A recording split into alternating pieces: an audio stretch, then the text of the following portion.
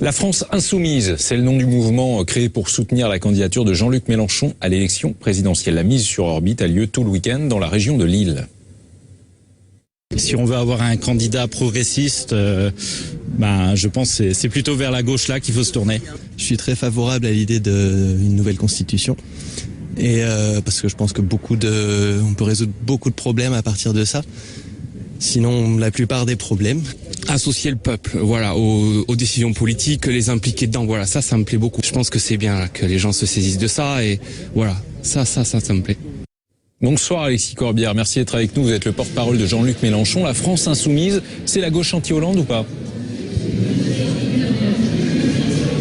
Non, c'est un mouvement large, populaire, qui veut pas nécessairement se ranger dans les cases traditionnelles. Vous savez, nous pensons que la solution, ça passe par le peuple, c'est-à-dire s'adresser au plus grand nombre, à ceux dont on parle peu, ces millions d'abstentionnistes qui sont presque majoritaires, à ces milieux populaires qui ont subi la crise et auprès de qui il faut désormais mettre des propositions et pas leur dire seulement qu'on va rassembler je ne sais trop quelle famille politique. Donc vous voyez, c'est quelque chose de nouveau, d'inédit qu'on a fait ce week-end à Lille.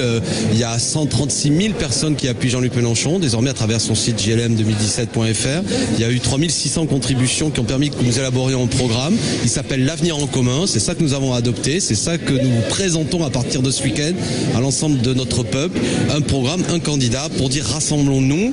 Et c'est quelque chose effectivement qui ne se veut pas ressemblant à ce qui a été fait précédemment. Je le répète, il faut aller parler à ceux qui jusque-là sont la clé de tout. C'est ce grand peuple majoritaire qui veut changer les choses et qui, on peut le comprendre, est assez dégoûté du spectacle politique qui lui est offert jusque-là. Quand même, c'est du pain béni pour Mélenchon, cette semaine noire que vient de vivre Hollande, n'est-ce pas ? Oui, mais vous savez, le sort d'Hollande, il est scellé quasiment. Il y a un dégoût très fort. La question, c'est comment nous recréons un espoir. On ne va pas mobiliser ces millions de gens dont je viens de parler uniquement par le rejet de M. Hollande. Il faut tracer un horizon. Nous mettons en avant les trois urgences à laquelle il faut répondre. L'urgence écologique, l'urgence sociale et l'urgence démocratique. L'urgence écologique, elle est là, quelle que soit son opinion, j'ai envie de dire, quelle que soit la façon jusque-là dont on pouvait voter ou qu'on ne votait pas, il y a eu un intérêt général humain à défendre la planète. Elle est en danger en raison des politiques économiques. Et nous proposons une planification écologique qui permet notamment de passer aux énergies renouvelables d'ici 2050. Nous pensons qu'il y a des gisements de près de 900 000 emplois si nous nous tournons vers l'économie de la mer, l'éolien et d'autres sources d'énergie. Il y a aussi l'urgence sociale. Le constat est terrible. 1 million supplémentaire de pauvres depuis 10 ans, 1 million supplémentaire de chômeurs depuis le début du mandat de M. Hollande. Et pour autant, des richesses ont été accumulées par une poignée. Donc il faut partager, et notamment c'est la réforme fiscale que nous proposons, 14 tranches d'impôts, et faire en sorte que ceux qui ont beaucoup bénéficié ces dernières années d'avantages payent notamment à travers l'impôt. Et puis il y a l'urgence démocratique, je voudrais terminer là-dessus. Le problème, c'est pas d'élire un nouveau monarque, c'est pas de faire de M. Mélenchon le sauveur, mais au contraire de passer à une 6e République. Et c'est pourquoi le grand engagement de notre campagne, c'est convoquer une assemblée constituante si nous étions élus, afin que nous passions à la 6e République, que des députés constituants élus par le peuple discutent de cela avec des droits nouveaux. Et nous proposons notamment le droit de révoquer les élus en cours de mandat, afin d'arrêter ce système de déresponsabilisation des élus. On a 2 présidents successifs qui viennent d'être élus, et c'était même le cas avant, qui mettent en œuvre des politiques pour lesquelles ils n'ont pas été élus. Et le citoyen, lui, ne peut plus revenir là-dessus. Donc, vous voyez, à travers le droit de révoquer, si un certain nombre d'électeurs le demandaient, on peut donner plus de pouvoir aux citoyens. Et nous avons d'autres propositions, la prise en compte du vote blanc, notamment constitutionnaliser la règle verte, qui est le fait que notre système productif ne puisse pas dans la planète plus que ce qu'elle peut même en donner. Vous voyez, il y a donc des champs nouveaux qu'il faut proposer, et c'est ça, je crois que la grande majorité de notre peuple sera sensible et reviendra au vote en disant cette fois-ci ça peut changer vraiment avec le bulletin Jean-Luc Mélenchon. Mais quel besoin de révoquer, Alexis Corbière, lorsque l'on élit démocratiquement un président de la République ? On l'a vu avec M. Hollande. Regardez, M. Hollande a mis en œuvre une politique pour laquelle il n'a pas été élu. Il n'a pas été élu pour mettre en œuvre la loi El Khomri. Il n'a pas été élu pour allonger la durée de cotisation pour partir à la retraite. Il n'a pas été élu pour donner 40 milliards d'argent public aux entreprises qui n'ont pas créé un seul emploi.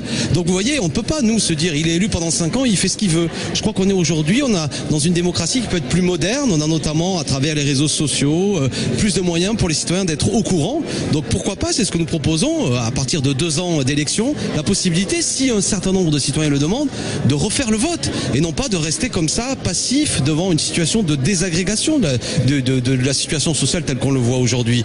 Tout ça fabrique du dégoût, c'est ça qu'il faut comprendre. Nous sommes des citoyens qui peuvent être des citoyens adultes, à condition qu'il y ait des droits nouveaux, des droits démocratiques. C'est toujours le peuple souverain qui doit trancher. Il s'est installé dans ce pays une forme de mépris du peuple. Quel que soit ce qu'il vote, on s'en fiche. On lui fait quelques promesses électorales et après on le piétine. On l'invite à se prononcer sur la question européenne. Vous vous souvenez en 2005, il dit non à une constitution, on lui impose après. Il vote pour un homme qui était soi-disant contre la politique de M. Sarkozy, mais qui la continue par la suite. À 7 mois de la présidentielle, combien de parrainages Jean-Luc Mélenchon a-t-il recueilli sur les 500 requis ? Nous avançons, nous sommes aujourd'hui à près de la moitié. Jean-Luc Mélenchon donnera le chiffre précis demain, nous le disons assez publiquement, mais il y a là aussi un scandale démocratique qui illustre bien ce caractère autoritaire que prend de plus en plus la Ve République. Je crois que si Jean-Luc Mélenchon n'était pas candidat à l'élection qui vient, s'il était entravé par ce problème de parrainage, l'élection qui vient serait illégitime. Il est inimaginable qu'un grand candidat qui fait plus encore que le président de la République sortant dans certaines études d'opinion soit aujourd'hui gêné par quoi ? Par la pression et la menace qui est organisée par les grands partis et notamment par le Parti Socialiste chez beaucoup de maires en leur disant si vous signez pour M. Mélenchon, attention, vous n'aurez plus votre subvention, vous aurez des difficultés. Là, il y a là un problème de fond. Et c'est pourquoi, à travers votre antenne, je m'adresse à tous les élus pour leur dire nous ne vous demandons pas de soutenir M. Mélenchon, d'être d'accord avec sa politique, mais au moins de permettre que la vie politique, la vie démocratique soit possible. Et je crois que nous avançons, mais on perd du temps et j'aimerais que l'énergie que nous consacrons à rassembler aujourd'hui les signatures soit le plus vite possible mise à d'autres tâches. Donc j'ai confiance, mais j'interpelle tous les citoyens pour leur dire oui. Dernière question, pardonnez-moi, on n'a plus beaucoup de temps. Elle concerne la politique internationale. C'est important, on le sait. Jean-Luc Mélenchon soutient Vladimir Poutine et la Russie. Il l'avait dit notamment en février dernier, très explicitement. Soutient-il également les bombardements de l'armée russe sur les civils d'Alep ? Alors vous faites une erreur, il ne soutient pas Poutine, il l'a jamais dit explicitement, et j'interpelle toutes les chaînes de télévision dont la vôtre, il faut faire un travail sérieux. Jamais Jean-Luc Mélenchon n'a dit qu'il soutenait Vladimir Poutine. Et bien sûr, nous ne soutenons pas aujourd'hui les bombardements qui ont lieu à Alep. Mais nous avons dit qu'il faut travailler à la paix. Et travailler à la paix, ça ne passe pas comme le fait M. Hollande, à inviter une semaine M. Poutine, puis la semaine suivante dire qu'il va être traduit devant une cour pénale internationale en raison de bombardements qui restent à préciser dans les raisons pour lesquelles ils ont eu lieu. Mais de toute manière, les guerres sont toujours des crimes. Mais jamais nous soutenons M. Poutine, comprenez-le bien. Vous savez, en Russie, si nous devions avoir en quelque sorte de représentants, il y en a un monsieur qui s'appelle Sergueï Ouslattsov, qui est quelqu'un qui est assez proche de nos idées, il est actuellement en prison. Donc nos amis en Russie sont en prison. M. Poutine n'est pas un modèle. Mais c'est un homme avec lequel il faut discuter. Il faut être un facteur de paix et pas être aligné sur la diplomatie américaine qui veut transformer la Russie comme étant une menace et qui, en quelque sorte, crée un climat de guerre. C'est ça que nous avons dit. Donc s'il vous plaît, ne répétez pas des mensonges.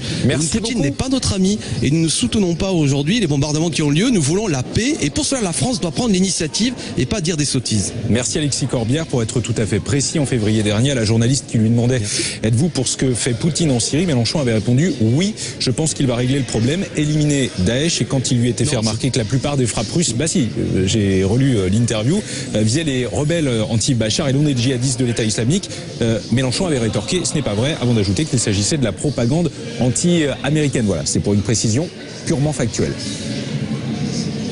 Non mais c'est pas vrai, vous me donnez la possibilité de répondre, c'était pas du tout ça, s'il vous plaît. C'était notamment parce que avait été coupée la voie qui menait, vous savez, qui permettait qu'il y ait du pétrole qui soit vendu à la Turquie, ce qui était scandaleux parce que ça alimentait, ça finançait Daesh. Et les frappes russes permettaient de couper cette possibilité que Daesh soit financé. C'est pour laquelle, à ce moment-là, il considérait que ces frappes étaient utiles. Donc vous voyez, je me laissais peut-être pas le temps de développer tout ça, mais de toute manière, je le répète, dans cette région du monde extrêmement déstabilisée, la France doit avoir un discours de paix et non pas, et c'est ce qui a mené ces derniers jours, selon nous, un désaccord avec la politique de M. Hollande, considérer que M. Poutine doit être traduit devant une cour pénale internationale pour crimes de guerre. C'est juridiquement impossible. Donc on a une gesticulation diplomatique de la France qui va à l'encontre de ce que nous devons faire.